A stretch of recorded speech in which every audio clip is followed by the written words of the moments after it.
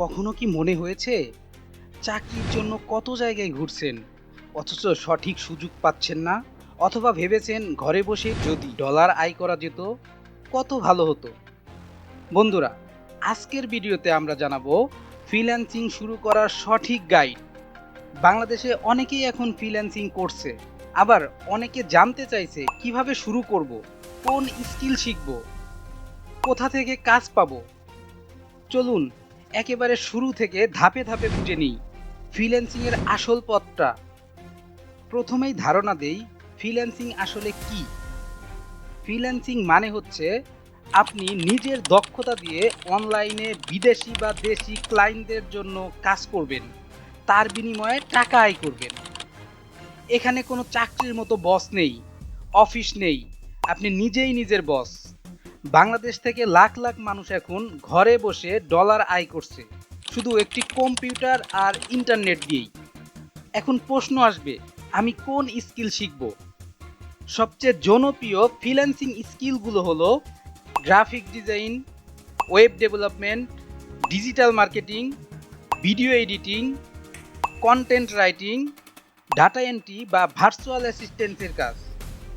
তবে খেয়াল রাখতে হবে, শুধু ট্রেন্ড দেখে নয়, বরং আপনার আগ্রহ আর যেটা করতে মজা লাগে সেটাই শেখা উচিত।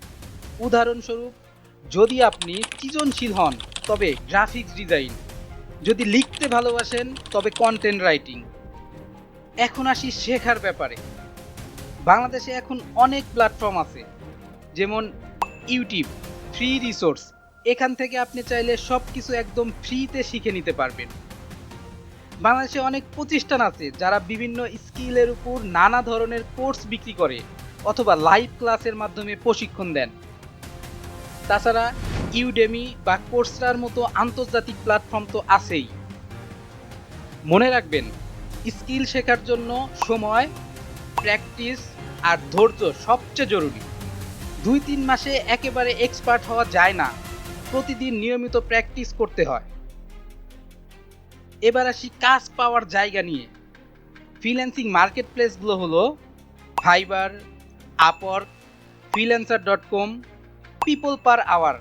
এছাড়া বাংলাদেশ থেকে অনেকেই লিঙ্কডইন আর ফেসবুক গ্রুপ থেকেও কাজ পাচ্ছে। শুরুতে হয়তো কাজ পাওয়া কঠিন লাগবে, কিন্তু প্রোফাইল সুন্দরভাবে সেট আপ করলে, ছোট ছোট গিগ দিয়ে শুরু করলে ধীরে ধীরে কাজ আসতে শুরু করবে। শুধু স্কিল শিখলেই হবে না, কিছু অভ্যাসও গড়ে তুলতে হবে। নাম্বার 1, ধৈর্য ধরুন। ফ্রিল্যান্সিংয়ে শুরুতে ইনকাম কম হবে, কিন্তু সময়ের সাথে তা বাড়বে। নাম্বার 2, ক্লায়েন্টদের সাথে ভালো যোগাযোগ বজায় রাখুন। প্রফেশনাল আচরণ করলে ক্লায়েন্টরা আবারও কাজ দিবে। নাম্বার 3, সময় ম্যানেজমেন্ট শিখুন। সময় মতো কাজ ডেলিভারি করা সবচেয়ে গুরুত্বপূর্ণ। নাম্বার 4, ক্রমাগত নতুন কিছু শিখুন। টেকনোলজি প্রতিদিন পরিবর্তন হচ্ছে, আপডেট থাকাটা খুবই জরুরি।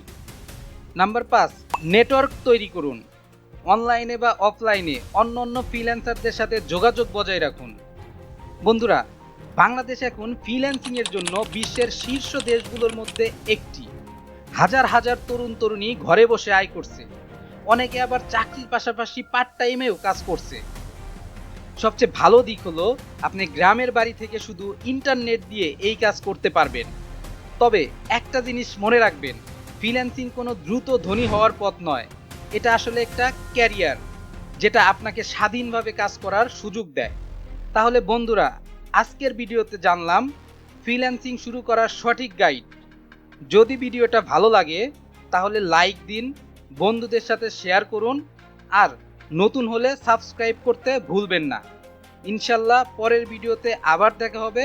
ততক্ষণ পর্যন্ত ভালো থাকবেন। আল্লাহ হাফেজ।